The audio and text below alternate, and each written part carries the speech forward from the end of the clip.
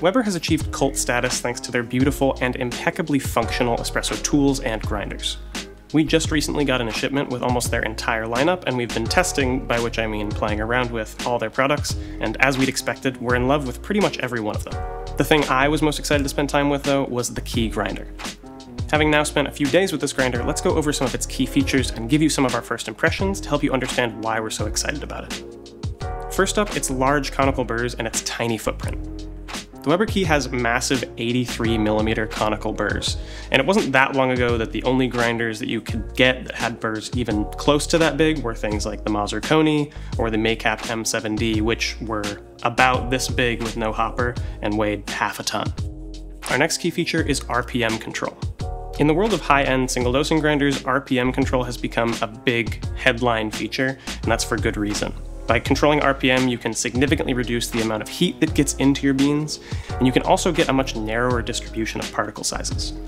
The RPM control on the Weber Key is really easy to use. There's just a simple dial here that has a satisfying weight to it. There's little numbers to indicate what RPM you're grinding at, and even just the sound of slowly increasing the RPM creates this super satisfying whir, like you're operating a lathe or something. It's really fun. Next up is the Magic Tumbler system. Instead of a simple portafilter holder or dosing cup, Weber makes use of their Magic Tumbler Mark II dosing system.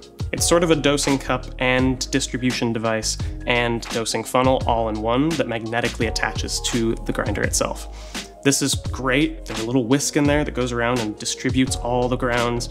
The distribution I get in the portafilter has been great every single time, and it's very satisfying to use. I found that I almost don't need to add any additional steps of distribution and can just tamp. And even if I'm doing really tight ratios, 1-to-1, really high flow where I would expect to see channeling, I see almost none and get really even extractions.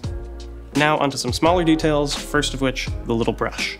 I didn't even know this brush was part of this grinder when we got our hands on it, so I curiously pulled on this little wooden knob here, and out pops this handy little cleaning brush.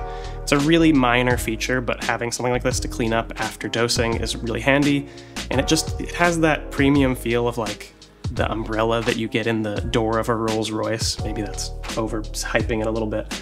But it's satisfying to use and neatly slides back away, and it's just always good to have a brush on hand when you're grinding. Next up is the magnetic hopper cover.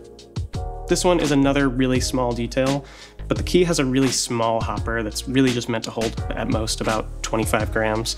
And likewise, it has a very low profile hopper lid that is magnetic, and it's 2 pieces of metal that just snap together. It feels really satisfying to take on and off, and the fact that it splits in half means that you can just lift up one side of it to dose into one side, if that works better for you, or take it completely off to have maximum clearance to get in there. I have found that the clearance when loading the hopper is a little bit smaller than you would find on most grinders just because of the way this is designed, but I think the trade-offs are worth it because it's part of how they were able to make this with such a small footprint. Last but certainly not least, we have the grind adjustment collar. The Key is unique in a lot of ways, but it also has a fairly unique grind adjustment collar. Instead of just turning a knob, you lift this little collar partway up, and then you're able to rotate to adjust specific settings. And then once you set it back down, it magnetically locks back in, aligning to a specific setting on this number wheel. Normally, I'm not a fan of stepped grind adjustment systems just because you can find yourself in a situation where you're looking for a setting between 2 numbers, but these are really fine increments, and I like the fact that I know I'm going to a specific number, and if I have to go back and forth between settings, I can do that with confidence. Compared to other modern grinders, which you can adjust just by turning a little knob, this can feel a little bit cumbersome, but I find that the trade-offs are worth it for both grind specificity and, again, enabling this tiny footprint. All in all, we've quickly fallen in love with this thing. It produces delicious espresso, of course, but it also has a really satisfying single dosing workflow. In my time in the coffee industry, I've played with, tested, and reviewed many different espresso grinders, and sometimes they can feel a little bit samey, and the Key is a breath of fresh air in that department.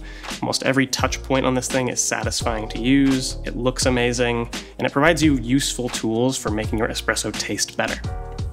We hope this video gave you a better idea of why we are so excited about the Weber Key. If it did, be sure to hit the like button. For more videos on espresso gear and techniques, subscribe, and as always, thanks for watching.